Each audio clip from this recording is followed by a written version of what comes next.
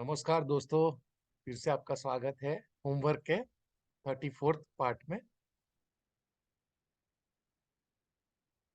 आज मैं आपको कुछ टिप्स बताऊंगा कि आप इनकम टैक्स का नोटिस को कैसे अवॉइड कर सकते हैं।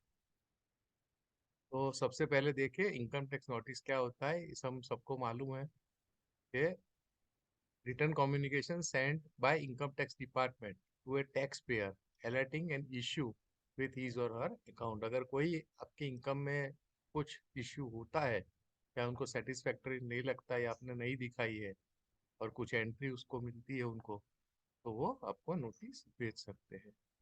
तो ये कब कब भेज सकते हैं? When income tax department can issue notice. तो जैसे हम सब जानते हैं हमारा पान अभी आधार के साथ सबका लिंक हो गया है और ये केवाईसी प्रोसीजर भी होता है हर जगह पे। इसलिए इनकम टैक्स डिपार्टमेंट जो है गवर्नमेंट का, वो हमारे टोटल अर्न इनकम पे ध्यान रखती है हर साल। सो अगर हम जो डिक्लेरेशन सही से नहीं करते हैं इनकम का, तो इनकम टैक्स ऑफिसर हमको नोटिस इश्यू कर सकता है कुछ इनकम ढूंढ के कि ये इनकम आपके पास कहाँ से आया, उसका जरा क्लैरिफिकेशन दे दो। अभी सभी लोग को ऐसा क्यों नहीं आ रहा है? Why all people whose income tax declaration is not satisfactory are not getting income tax. बहुत सारे लोग आपने देखे होंगे जो घोटाले करते रहते हैं, सही इनकम नहीं दिखाते हैं। तो सबको क्यों नहीं आता? तो इसका सिंपल रीजन है हमारा पॉपुलेशन 140 प्लस करोड़ है, जिसमें से 6 करोड़ लोग से भी कम ये अपना इनकम टैक्स रिटर्न फाइल करते हैं। ये लास्ट ईयर का डेटा है 21-22। और आईटी ऑफिसर्स जो है इनकम टैक्स डिपार्टमेंट में, वो बहुत कंपेयर टू पॉपुलेशन बहुत कम है। सो इसलिए सबके ऊपर नजर रखना उनके लिए भी बहुत मुश्किल होता है।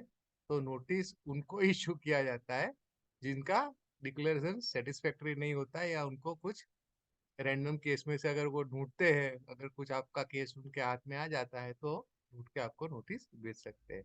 अच्छा, अभी ये अवॉइड करने के लिए हमें क्या क्या ध्यान में रखना चाहिए कि कभी हमारा कभी इनकम टैक्स का नोटिस आया ही नहीं। क्योंकि जब नोटिस इश्यू होता है तो अच्छे से अच्छा आदमी भी एक बार टेंशन में आ जाता है।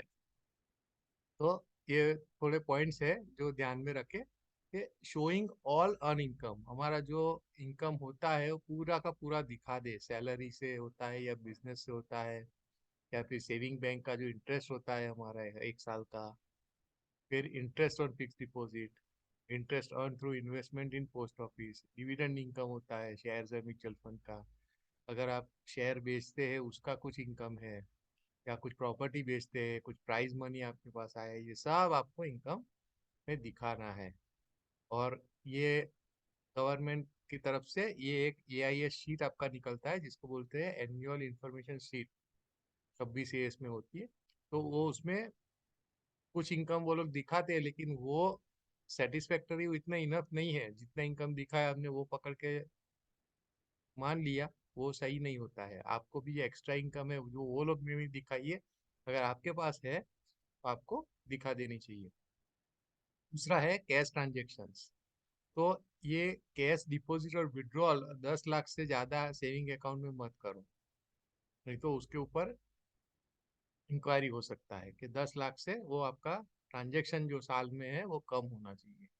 और अगर बिजनेस अकाउंट है आपका तो उसके लिए आप सेविंग अकाउंट का यूज नहीं कर सकते, ये लीगल है। उसके लिए आपको करंट अकाउंट खोलना पड़ेगा।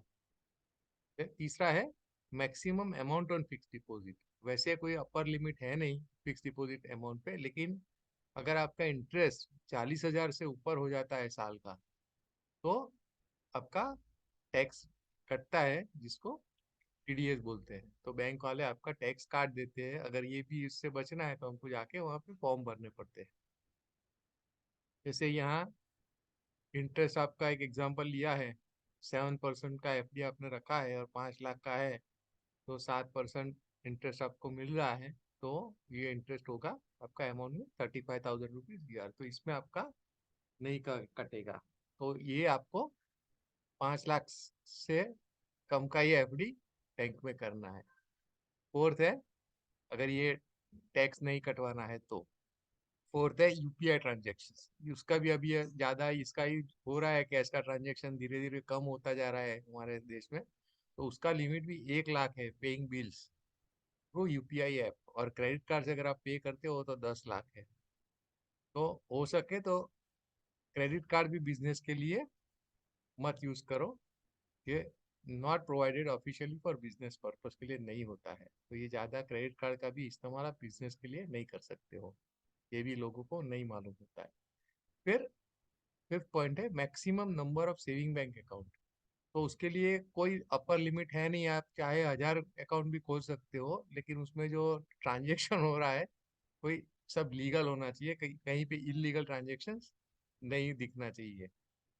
और हो सके तो हर जगह पे एक एक अकाउंट बैंक में खुलवाते मत जाओ, क्योंकि जब तक जरूरत नहीं है तब तक अकाउंट मत खुलवाओ, और एक्स्ट्रा अकाउंट है तो बंद कर दो। लेकिन फिर भी कुछ मल्टीपल अकाउंट्स तो आपके होने चाहिए, जैसे 2-3 अकाउंट काफी होते हैं। इसका फायदा क्या है मल्टीपल अकाउंट बेनिफिट्स का, कि डिस्काउंट जो होता है वो डिफरेंट बैंक के लिए डिफरेंट डिफरेंट होता है। कुछ कंपनीज आईसीआईसीआई से बैंक में आपका अकाउंट है तो उसमें ही आपको डिस्काउंट देता है, दूसरा कोई एसबीआई में देता है। तो ये एक एडवांटेज आपको मिल सकता है, हर बैंक का आप डिस्काउंट ले सकते हो। फिर reduce risk in case of fraud, अगर मान लो सब पैसे आपने एक ही जगह पे रखा और वहां पे कुछ ऑनलाइन ट्रांजेक्शन में या कहीं पे फ्रॉड हो गया तो आपके पूरे पैसे चले जाएंगे। यहाँ वो रिस्क कम हो जाता है, 2-3 अकाउंट में आपने रखा है तो स्प्रेड करके। Then reduce dependency on one bank, मान लो आपको कहीं पे अर्जेंट पेमेंट करना है, लास्ट डेट है, बच्चों की फीस भरनी है, ऐसा कुछ है, लास्ट स्टेज आ गया ऑनलाइन, और वो टाइम पे उसका बैंक का सर्वर डाउन है, तो आप दूसरी बैंक से ये फैसिलिटी अवेल कर सकते हो। तो ये दूसरी बैंक में अकाउंट होने का ये भी एक फायदा है।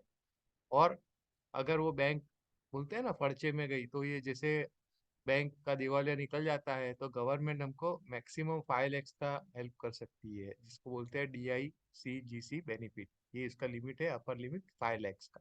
5 लाख से ऊपर का आपका पैसा है तो गवर्नमेंट आपको उसमें हेल्प नहीं कर सकती है।